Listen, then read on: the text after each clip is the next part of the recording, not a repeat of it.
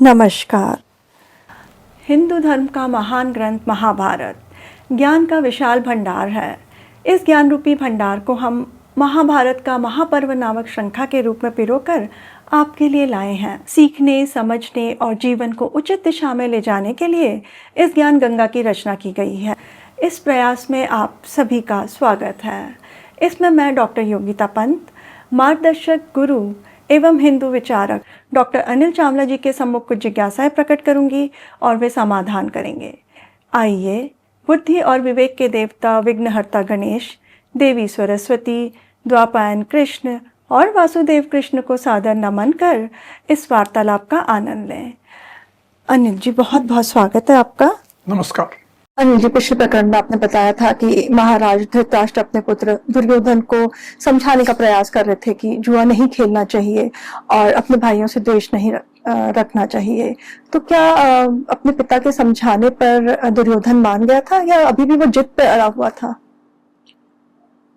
मानने का तो प्रश्न ही नहीं उठता। ऐसे जो पुत्र होते हैं ना, जो बिगड़े हुए पुत्र होते हैं जी, जब उनको उनके बड़े कोई अच्छी बात समझाते हैं जी, तो वो समझते नहीं है, वो उल्टा पिता को समझाने की कोशिश करने लगते हैं। आजकल भी ऐसा देखने को मिलता है ना जी। बेटा बाप को क्या समझाता है कि आप मूर्ख हो। आजकल भी अपन ने कई बार ऐसे घरों में देखा होगा जी। तो वैसे ही दुर्योधन अपने पिता महाराज धृतराष्ट्र को समझाने लगा। ने सीधा सीधा नहीं कहा कि आप मूर्ख हो, जी जी, घुमा के कह रहा है, अरे पिताजी, जिसके पास अपनी बुद्धि नहीं है वो कितना भी शास्त्रों का श्रवण कर ले, अध्ययन कर ले, वो शास्त्रों का तात्पर्य नहीं समझ पाता है।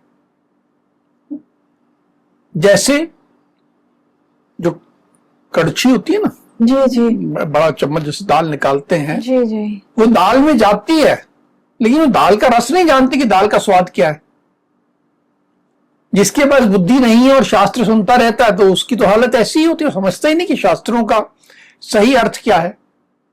मतलब वो अपने पिता को कह रहा है कि आप में बुद्धि नहीं है, आप शास्त्रों का सही अर्थ समझे ही नहीं हो। जी, जबकि धृतराष्ट्र धर्म के बहुत ज्ञाता थी और जो कुछ कहा था धर्मानुसार कहा था। जी, फिर उनको कहा कि आप जो है विदुर की बुद्धि पर आश्रित हैं, अपना दिमाग नहीं लगाते, बिल्कुल समझते ही नहीं, सब कुछ जानते हुए भी मुझे मुंह में डाल देते हैं। आज की भाषा में मुझे कंफ्यूज कर देते हैं। मोह का शाब्दिक अनुवाद यही, मुझे कंफ्यूज कर देते हैं और आगे बढ़ने से रोक देते हैं। मैं जीवन में कुछ उन्नति नहीं कर पाता आपके कारण। स्वार्थ की सिद्धि के लिए, स्वार्थ के प्रति प्रयास करने के लिए, अपने स्वार्थों के लिए आप में तरीक की सावधानी नहीं है, बुद्धि नहीं है, या फिर आप कुछ मुझसे दुश्मनी रखते हैं कि मेरा बुराई करना चाहते हैं आप। जो देवों के गुरु बृहस्पति हैं उन्होंने भी कहा है कि राज व्यवहार और लोक व्यवहार भिन्न भिन्न हैं। ये सब धर्म वर्ग की बातें साधारण लोगों के लिए हैं।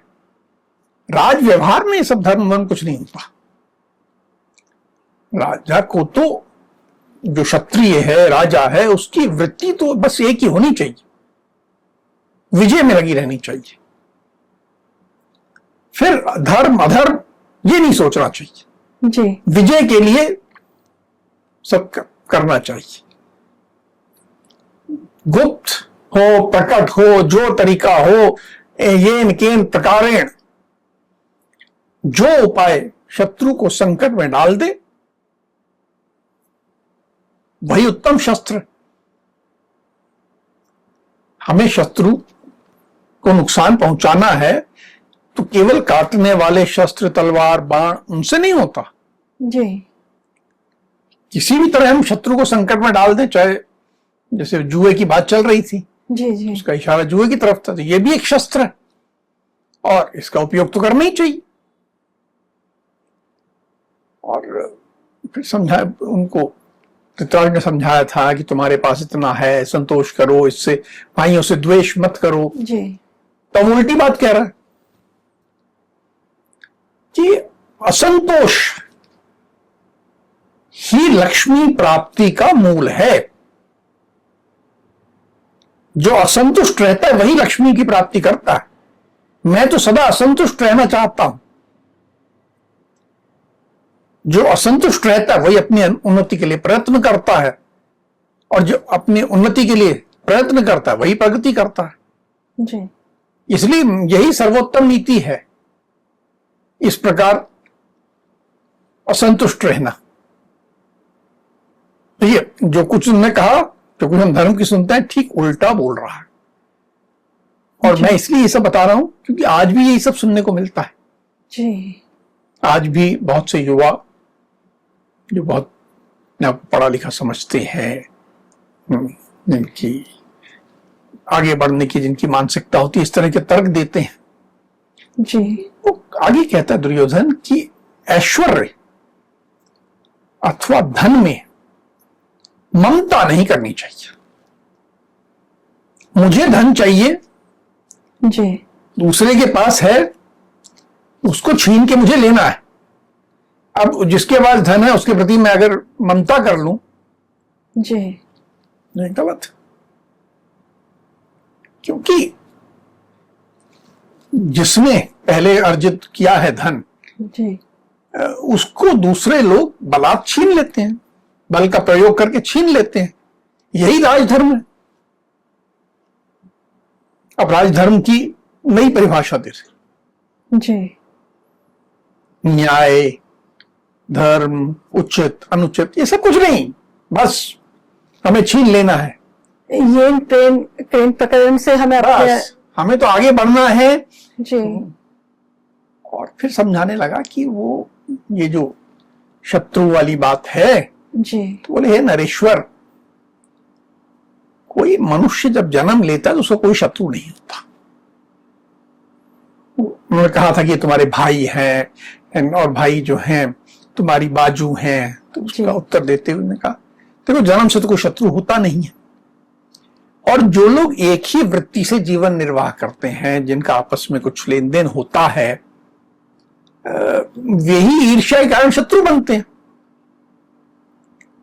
तो ये जो मेरे शत्रु बने हैं, जी, ये तो ऐसा ही होता है।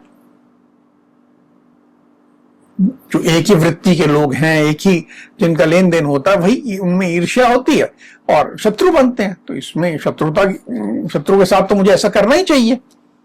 और एक सीधी बात यह है कि जो निरंतर बढ़ते हुए शत्रु की ओर से उदासीन हो जाता है, परवाह करना छोड़ देता है कि ठीक है भाई वो बढ़ रहा है, बढ़ने दो, जी, जी, ऐसा जो सोच लेता है, तो वो जो बढ़ता हुआ शत्रु है वो बढ़े हुए रोग की भांति, जैसे रोग बढ़ जाए तो व्यक्ति की जान ले लेता है, तो वैसे ही वो बढ़ा हुआ शत्रु एक बढ़े हुए रोग की भांति उदासीन राजा की जड़ काट देता है, उदासीन राजा को समाप्त कर देता है। ये ठीक वैसे ही है जैसे कि वृक्ष की जड़ में यदि थोड़ी सी दीमक लग जाए, जी, तो वो दीमक धीरे धीरे बढ़ती जाती है और पूरे उस वृक्ष को खा जाती है। वैसे ही छोटा सा भी शत्रु हो तो यदि वे बढ़ता जाए, जी, तो नष्ट कर देता है। अभी देखिए कैसे समझा रहा है, तर्क दे रहा है। जी, बोला, भरत कुलभूषण अपने पिता को सम्मान पूर्वक ढंग से कह रहा है कि आपको तो शत्रु की लक्ष्मी बिल्कुल अच्छी नहीं लगनी चाहिए। धृतराष्ट्र ने क्या कहा था कि तुम्हारे भाइयों की लक्ष्मी तुम्हारी ही है, जी, उसमें द्वेष मत करो। और यहां उल्टी बात कर रहे हैं कि आपको भी अच्छी नहीं लगनी चाहिए। हर समय न्याय को सिर पे चढ़ाए रखना भी ठीक नहीं है। आपके सिर में हमेशा न्याय का भूत चढ़ा रहता है। जी। ये हर समय इस तरह का भूत सिर पे चढ़ाए रखना न्याय का, ये बुद्धिमानों के लिए भारी होता है, ये ठीक बात नहीं है। जो जन्म काल से जैसे शरीर आदि की वृद्धि के लिए हम प्रयास करते हैं, भोजन करते हैं, निद्रा करते हैं, सब करते हैं, वैसे ही धन वृद्धि की भी अभिलाषा करता है कि मुझे अपने धन की वृद्धि करनी है, वही आगे बढ़ता है। ये इस तरह की न्याय की बात करने वाला कोई आगे बढ़ता है? जब तक मैं पांडवों की संपत्ति जी। प्राप्त ना कर लूं, मैं परेशान रहूंगा, मुझे शांति नहीं मिलेगी। इसलिए या तो मैं पांडवों की संपत्ति ले लूंगा या युद्ध में मरकर सो जाऊंगा। जी। मुझे पांडवों की संपत्ति लेनी है। महाराज, आज जो मेरी दशा है, इस दशा में मेरे जीवित रहने का क्या लाभ है? पांडव जो मेरे शत्रु हैं, प्रतिदिन उन्नति कर रहे हैं और हम लोगों की वृद्धि का तो कुछ अता पता ही नहीं है। हमारी वृद्धि अस्थिर है। ऐसे हमारी समृद्धि अधिक काल तक टिकने वाली नहीं है। इस तरह करते हुए, तर्क देते हुए जी। दुर्योधन ने अपने पिता की बातों को काटा। जी। आज ये सारे तर्क हमें बहुत बार सुनने को मिलते हैं। शब्द बदल गए हैं। जी। कहा जाता है कि आपको प्रैक्टिकल होना चाहिए। जी। जैसे राजनीति में मैं लोगों से मिलता हूं, कहते भाई चुनाव जीतना देखिए मुख्य उद्देश्य है हमारा, उसके लिए कैसा भी कुछ हमें कॉम्प्रोमाइज करना पड़े, कुछ करना पड़े, हम करेंगे, विजय ही सब कुछ है। यह बुद्धि जो है, यह जो सोच है, यह दुर्योधन की है और यह विनाश की भूमिका लिखती है, विनाश का कारण बनती है। जी। सही कहा अनिल जी आपने। अब दुर्योधन जब विस्तार से तर्क दे रहा था तो वहां पे मामा शकुनी भी उपस्थित होंगे, तो उन्होंने भी इस बात का समर्थन किया होगा। क्या कहा उन्होंने? देखो, अंत में दुर्योधन कह रहा था कि मैं अशांत हूं, ये हूं, वो हूं। जी। जी। और शकुनी को समर्थन भी करना जी। और अपने भांजे को जैसे संभाल रहे हो, तो कह रहे अरे हे वीरों में श्रेष्ठ दुर्योधन, तुम चिंता मत करो, तुम अशांत मत हो। युधिष्ठिर की जिस लक्ष्मी को देखकर तुम दुखी हो रहे हो, उसको तो मैं जुए के द्वारा अपहरण कर लूंगा। आग में घी डालने का काम कर रहे हैं। हाँ, एक तो वो उसी दिशा में ले जा रहे हैं ना, सतमार्ग पे ले जाना। जी। तो शकुनी का काम था ही नहीं। जी। देखिए, बहुत बार लोग धृतराष्ट्र को बुरा भला कहते हैं, जी। लेकिन वास्तव में धृतराष्ट्र ने गलती की, लेकिन वो धर्म के ज्ञाता थे। उनकी गलती ये थी कि वो पुत्र की बात का विरोध नहीं कर पाए। जी। और शकुनी तो दुर्योधन को उस मार्ग पर ले जा रहा था। उसने कहा कि बस राजन, तुम कुंती पुत्र युधिष्ठिर को बुला लो, मैं बिना किसी संशय के, कोई सोचने विचारने की बात नहीं है, कोई शंका की बात नहीं है, जी।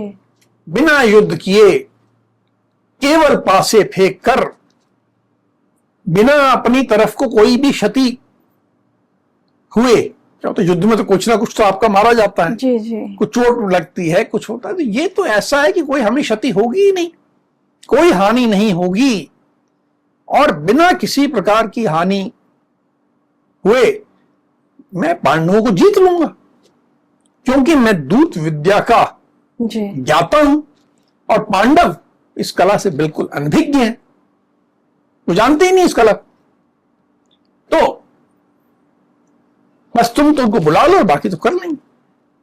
अब ये सारी बातचीत हो रही है महाराज धृतराष्ट्र के सामने। जी। दुर्योधन ने भी बिल्कुल बात को आगे बढ़ाया, शकुनी का समर्थन किया जी। और कहा महाराज, ये मामा जी जो हैं है, पासे फेंकने की कला में बहुत निपुण है, बड़े ज्ञानी हैं, अक्षविद्या के ज्ञानी हैं, और ये पासों के द्वारा, जुए के द्वारा पांडवों की सारी संपत्ति लेने के प्रति बड़े उत्साही भी हैं। बस आप उसके लिए उन्हें आज्ञा दे दीजिए। जी, मतलब दुर्योधन और मामा शकुनी इस प्रकार एक तरफ से कहें तो आग्रह कर रहे थे, उन्हें मनाने का प्रयास कर रहे थे, तो फिर क्या धृतराष्ट्र मान गए? धृतराष्ट्र बड़े एक ऐसी स्थिति में थे कि उस दबाव उनके ऊपर आ रहा था जी, पर उन्हें विदुर की बात का भी ध्यान था। जी, उन्होंने कहा, बेटा मैं अपने भाई महात्मा विदुर जी, की सलाह के अनुसार चलता हूं, उनसे मिलकर ये जान सकूंगा कि इस विषय में क्या निर्णय करना है। जी, इस बिंदु पे वो अभी निर्णय नहीं दिया, नहीं किया था। फिर वो बोलने लगे। उससे पहले ही दुर्योधन ने बीच में उनको टोक दिया कि विदुर तो निश्चित ही आपको जुए से दूर हटा देंगे, वो तो कभी करना ही नहीं देंगे आपको। अंदर ही अंदर कहीं ना कहीं उनको मालूम था कि वो गलत राह में जा रहे हैं। दुर्योधन ने कहा कि, लेकिन दुर्योधन कैसे कह रहा है? दूसरे रूप से कह रहा है। वो कह रहा है कि विदुर जो है ना, वो तो पांडवों के हित में लगे रहते हैं, वो तो पांडवों के पक्षधर हैं, जितना वो पांडवों का पक्ष लेते हैं उतना मेरा नहीं लेते। अपने पिता को और भड़काने में लगा, मतलब विदुर को भी अपना शत्रु बता दिया उसने। जी, और फिर धीरे से बोलता है, देखिए गुरुराज, किसी भी कार्य में दो व्यक्तियों की राय पूर्ण रूप से कभी नहीं मिलती, कि विदुर की अलग राय होगी, हमारी अलग राय है, दोनों मिलेंगी नहीं, और इस तरह राय नहीं मिलती और कुछ नहीं करना, तो ये तो अकर्मण्यता है। जो चुपचाप बैठा रहता है, प्रयास नहीं करता है, जी, वो तो उसी तरह नष्ट हो जाता है जैसे वर्षा काल में कोई चटाई बाहर पड़ी रहती है, भीग जाती है, जी, जी, तो चटाई गीली होती है, नष्ट हो जाती है। तो हमारा तो वैसे ही हो जाएगा, आप कुछ हमें करने नहीं दे रहे। जी, मेरा तो मत है कि अपने हित के साधन के लिए प्रयास करना चाहिए। अब ये दबाव और बढ़ा रहे। जी, धृतराष्ट्र ने कहा कि बेटा, मुझे तो बलवानों के साथ विरोध करना किसी भी प्रकार से अच्छा नहीं लगता। ये युधिष्ठिर सम्राट बन चुके थे, जी, उन्होंने राजसूय यज्ञ किया था, उनके साथ कृष्ण थे, अर्जुन थे, सब थे, बहुत बलवान थे। जी, तो धृतराष्ट्र ने कहा कि ऐसे बलवानों का विरोध करना मुझे अच्छा नहीं लगता, क्योंकि वैर विरोध जब बढ़ता है जी, तो बड़ा भारी झगड़ा खड़ा कर देता है, ये बातें रुकती नहीं हैं, ये झगड़ा इतना बढ़ता है कि कुल के विनाश का कारण बन जाता है। और ये जो तुम सोच रहे हो, ये तो कुल के विनाश के लिए एक समझ लो कि बिना लोहे का शस्त्र है, कि हमें ऐसा, हम अपना नुकसान कर रहे हैं। जी, राजकुमार अपने पुत्र को कह रहे हैं, तुम द्यूत रूपी अनर्थ को ही अर्थ मान रहे हो, जो गलत काम है उसको सही मान रहे हो। ये जुआ जो है कलह को ही पैदा करने वाला है एवं अत्यंत भयंकर है। ये बात कह रहे हैं कि जुआ अत्यंत भयंकर है, यदि किसी प्रकार ये शुरू हो गया जी, तो तीखी तलवारों और बाणों की भी सृष्टि कर देगा,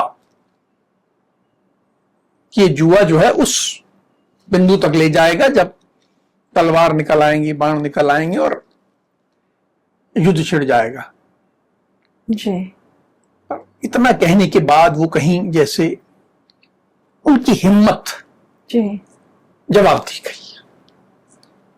एक पुत्र और पत्नी का भाई लगातार विरोध कर रहा है, तो विरोध करते करते एक बार आदमी थक जाता है ना, जैसे जी जी वैसे महाराज धृतराष्ट्र थक गए।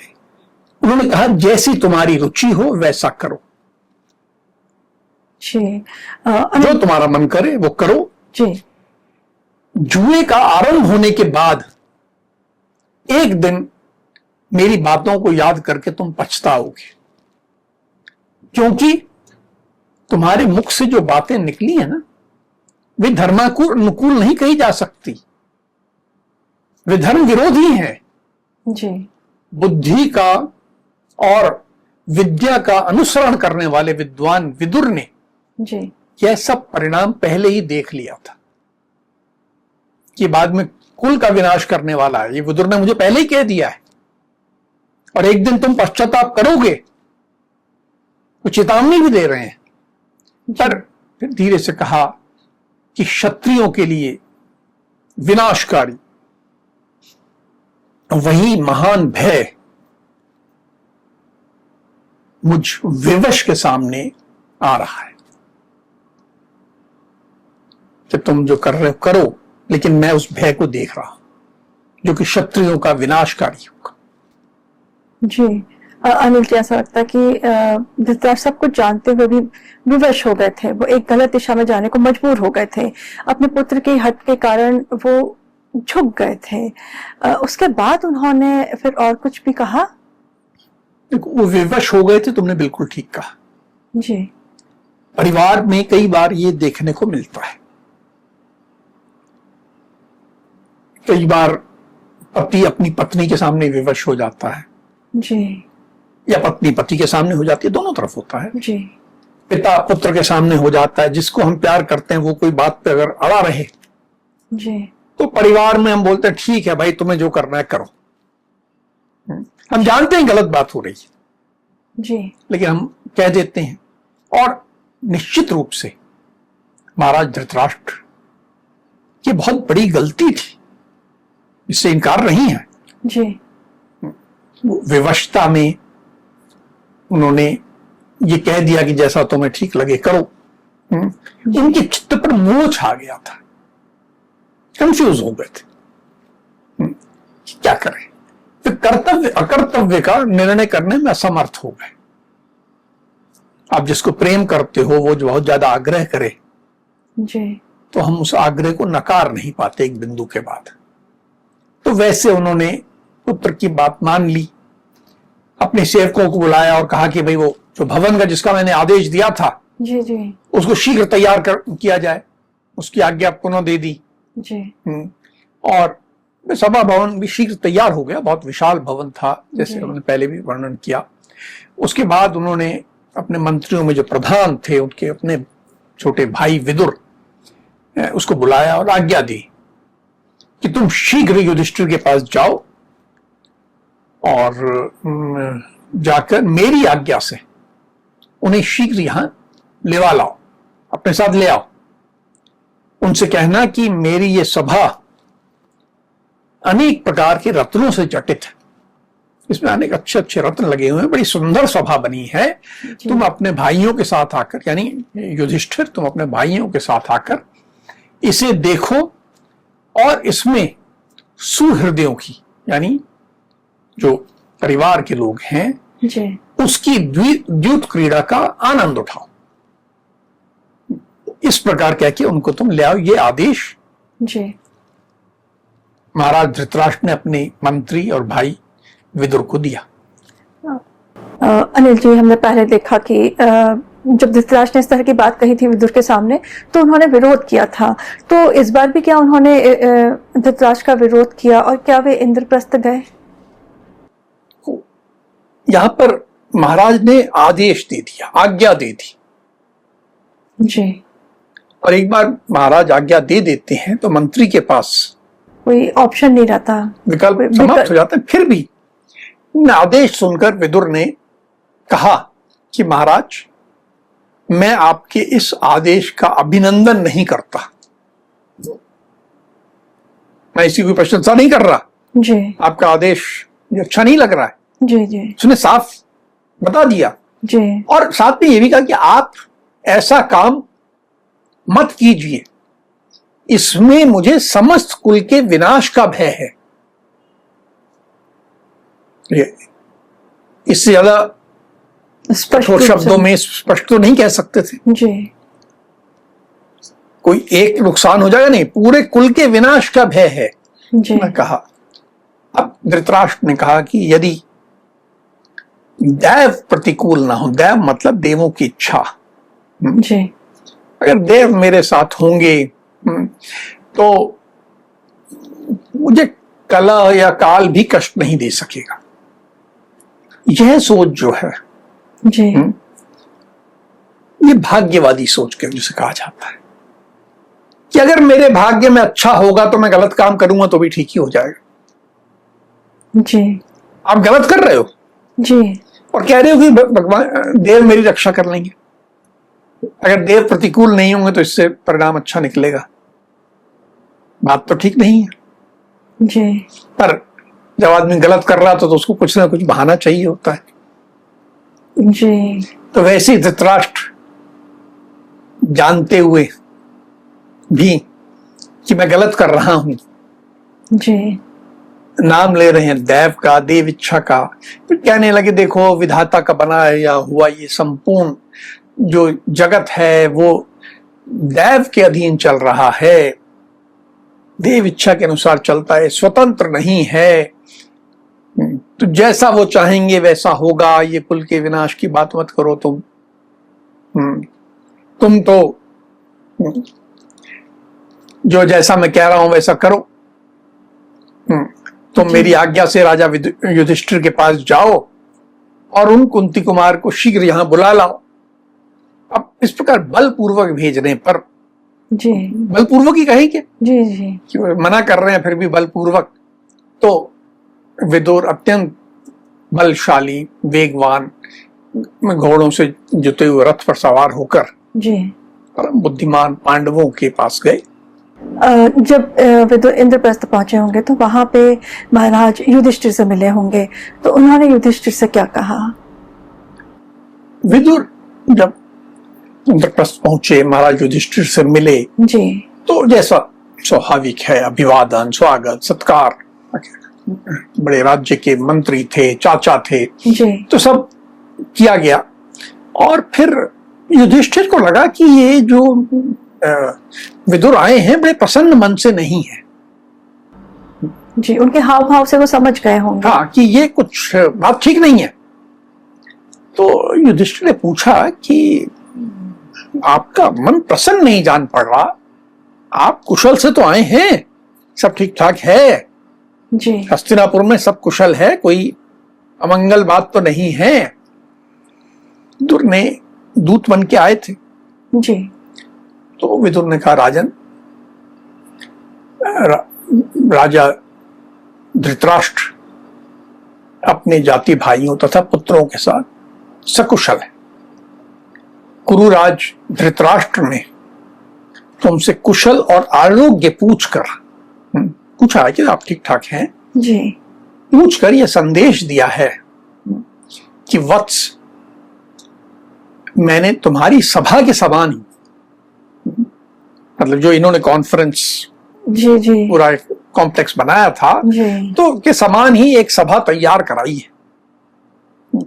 तुम अपने भाइयों के साथ आकर इस सभा को देखो। इसमें सभी इष्ट मित्र मिलकर द्यूत क्रीड़ा करें और मन बहलावें।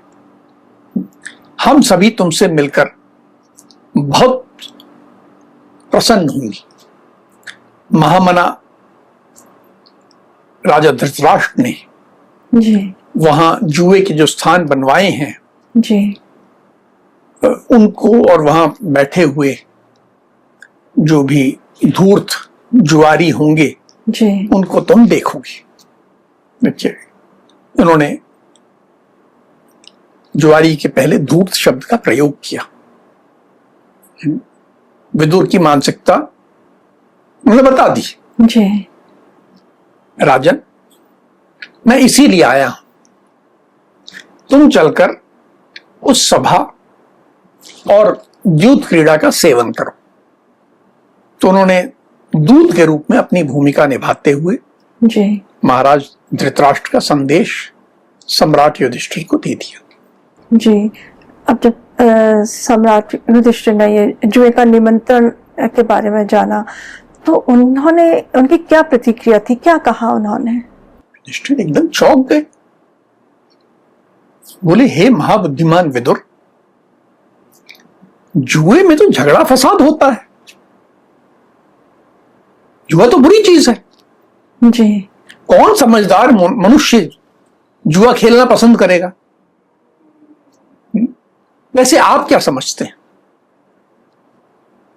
हम सब लोग आपकी आज्ञा के अनुसार ही चलने वाले लोग हैं। वो अपने चाचा को पूर्ण सम्मान दे रहे हैं जी। और कह रहे हैं हम तो आपकी आज्ञा के अनुसार चलने वाले हैं, आप हमें बताइए। देखिए वहां पर एक बात यहां स्पष्ट करना आवश्यक है। दुर्योधन ने कहा था कि युधिष्ठिर जुआ खेलने के शौकीन है, शकुनी ने भी कहा, दुर्योधन ने भी कहा जी। लेकिन युधिष्ठिर कोई शौक नहीं था। वो तो कह रहे कौन समझदार आदमी जुआ खेलेगा? वो तो उन्होंने अपने पिता धृतराष्ट्र को समझा, मनाने के लिए ये सब बातें कही। हाँ, वो शकुनी और दुर्योधन ने तो इस तरह की बातें करी थी। जी जी। पर वास्तविकता ये है जी कि युधिष्ठिर जुए को बहुत बुरा मानते थे। विदुर ने इस प्रकार जब उनसे पूछा गया जी कि आपका क्या मत है, जी आप क्या समझते हैं, जी तो विदुर ने स्पष्ट कहा कि हे विद्वान, मैं जानता हूं जुआ अनर्थ की जड़ है, जी इसीलिए मैंने उसे रोकने का प्रयत्न भी किया, कि मैं जितना प्रयत्न कर सकता था मैंने किया था उसे रोकने का। जी। तथापि राजा धृतराष्ट्र ने मुझे तुम्हारे पास भेजा है, यह सुनकर तुम्हें जो कल्याणकारी जान पड़े वह करो। उन्होंने बता दिया कि बुरा है जी। और मुझे उन्होंने भेजा है, मैंने पूरा प्रयास किया रोकने का, नहीं हुआ, अब बाकी आपको जो समझ आए वो करो। जी। युधिष्ठिर की ने जब विदुर की ये बातें सुनी तो उसके बाद उन्होंने क्या कहा? अब युधिष्ठिर थोड़े सोच में तो पड़ गए, उन्होंने कुछ जानकारी और लेने का प्रयास किया। जी। विदुर जी वहां राजा धृतराष्ट्र के पुत्रों को छोड़कर उनके अतिरिक्त दूसरे कौन कौन धूर्त जुआ खेलने वाले जी होंगे, हमें किन किन के साथ जुआ खेलना होगा। तो विदुर ने कहा कि राजन, वहां गांधार राज शकुनी है जो जुए का बहुत बड़ा खिलाड़ी है। जी। वह अपनी इच्छा के अनुसार पासे खेलने में सिद्ध हस्त है, उसकी एक्सपर्टीज है। जी। पासे अपनी इच्छा के अनुसार फेंकता हो, उसे द्यूत विद्या के रहस्य का ज्ञान है। इसके अतिरिक्त राजा विवंशति, चित्रसेन, राजा सत्यवित्र, कुरुमित्र और जय भी रहेंगे, ये उन्होंने जानकारी दी थी। जी। ये सब जुआरियों के नाम जानने के बाद फिर युधिष्ठिर ने क्या कहा? युधिष्ठिर ने कहा, ओ तब तो वहां बड़े भयंकर कपटी और धूर्त जुआरी जुटे हुए हैं। मैं राजा धृतराष्ट्र की आज्ञा से जुए में अवश्य चलना चाहता हूं, अपनी मर्जी से नहीं, उनकी आज्ञा से। कहा पुत्र को पिता सदैव प्रिय है, ये अपने आप को धृतराष्ट्र का पुत्र मान रहे हैं। जी। पहले माना जाता था, क्योंकि पांडु का देहांत हो चुका है। जी। तो अब इनके पिता धृतराष्ट्र। जी। कहा मेरे लिए मेरे पिता सदैव प्रिय हैं, अतः मुझे जैसा आदेश दिया है मैं वैसा ही करूंगा। मेरे मन में जुआ खेलने की बिल्कुल भी इच्छा नहीं है, मैं बिल्कुल खेलना नहीं चाहता हूं। जी। और यदि मुझे राजा धृतराष्ट्र सभा में ना बुलाते तो मैं कभी भी शकुनी से जुआ नहीं खेलता, मैं उसके साथ जुआ खेलने को तैयार नहीं हूं, पर पिता का आदेश है तो पिता के बुलाने पर मैं आज्ञा का पालन अवश्य करूंगा। अपनी उन्होंने मनस्थिति साफ कर दी। जी। उसके बाद युधिष्ठिर ने तुरंत ही सेवकों को यात्रा की तैयारी के लिए आज्ञा दी। जी। तैयारी होते ही जी। उन्होंने अपने भाइयों और सेना के साथ हस्तिनापुर की यात्रा प्रारंभ की। यहां मैं एक बात रामायण से बताना चाहता हूं कि जब वो प्रसंग आया था कि राम को वन में जाना था, जी, मेरे मन में भी यही प्रसंग याद आ रहा था, मुझे भी यही याद आ रहा था। तो महाराज दशरथ ने राम को बुलाया और आदेश दिया जी।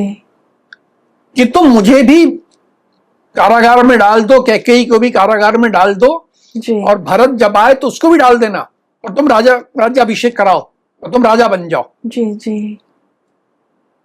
और राम ने कहा नहीं, आपका आदेश धर्मानुसार नहीं है, जी। तो मैं धर्म का मार्ग पालन करूंगा, आपके आदेश का पालन नहीं करूंगा। जी। यहां पर युधिष्ठिर ने ये गलती की। जी। उन्होंने, जबकि वो धर्मराज थे, जी। उन्होंने पिता की आज्ञा को धर्म समझा। जी। राम ने पिता की आज्ञा को धर्म नहीं समझा, जी। उन्होंने अपने धर्म का निर्णय स्वयं किया।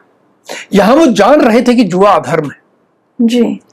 पर फिर भी पिता की आज्ञा का पालन करते हुए वे जुआ खेलने को तैयार हुए। और ये एक बहुत बड़ी गलती धर्मराज युधिष्ठिर की निश्चित रूप से है। जी। अनिल जी, आपने बताया कि अभी भाइयों के साथ और अपने चाचा विदुर के साथ युधिष्ठिर हस्तिनापुर की ओर चल पड़े। तो यात्रा के दौरान कुछ विशेष घटना घटी? कोई विशेष घटना तो नहीं हुई, पर जब हस्तिनापुर पहुंचने वाले थे उसके कुछ दूर पहले जी। एक स्थान पर युधिष्ठिर, उनके भाई और सेना इत्यादि पूरा राम लश्कर था। जी। एक जगह शिविर डाला था रात्रि में। जी। जब सब लोग रुके हुए थे तो विदुर ने बड़ी दुख भरी वाणी में युधिष्ठिर को हस्तिनापुर का पूरा वृतांत बता दिया, कि बताया कि दुर्योधन और शकुनी का इस जुए के माध्यम से उनकी योजना क्या है, वो करना क्या चाहते हैं। उन्होंने स्पष्ट बता दिया कि देखो, उनकी योजना इस तरह आपकी राजलक्ष्मी को हरने की है। जो द्यूत क्रीड़ा के पीछे जो सारा षड्यंत्र रचा गया था उसके बारे में विस्तार से विदुर ने अपने भतीजे युधिष्ठिर को बता दिया। जी। एक तरह से कहें तो विदुर ने पूरा धर्म का मार्ग अपनाया। उन्होंने अंत तक प्रयास किया कि ये जुआ रुक जाए या फिर युधिष्ठिर को सद्बुद्धि आ जाए। अनिल जी, आज के प्रकरण में हमने जाना कि जुआ कितनी बुरी चीज है, इससे कुल का विनाश होता है और कभी भी किसी भी परिस्थिति में हमें जुआ खेलना स्वीकार नहीं करना चाहिए। धृतराष्ट्र जो है उन्होंने अपने पुत्र के मुंह में आकर के जुआ खेलने की अनुमति दी और युधिष्ठिर ने भी अपने पिता मानते थे वो धृतराष्ट्र को, और उनकी आज्ञा का पालन करके जुआ खेलने स्वीकार किया। दोनों ने ये बहुत बड़ी गलती करी। इससे हमें शिक्षा लेनी चाहिए। हमेशा धर्म का मार्ग अपनाना चाहिए, ना कि कुछ आसान तरीके से हमें संपत्ति प्राप्त हो जाए या हमारे पास धन दौलत बढ़ जाए। इसे हमें कभी भी स्वीकार नहीं करना चाहिए, इस रास्ते में नहीं चलना चाहिए। अब हम आज की चर्चा को यहीं विराम देते हैं। अगली कड़ी में महाभारत के महापर्व से जुड़े कुछ मार्गदर्शक प्रसंगों के साथ हम दोनों फिर उपस्थित होंगे। राम राम। राम राम।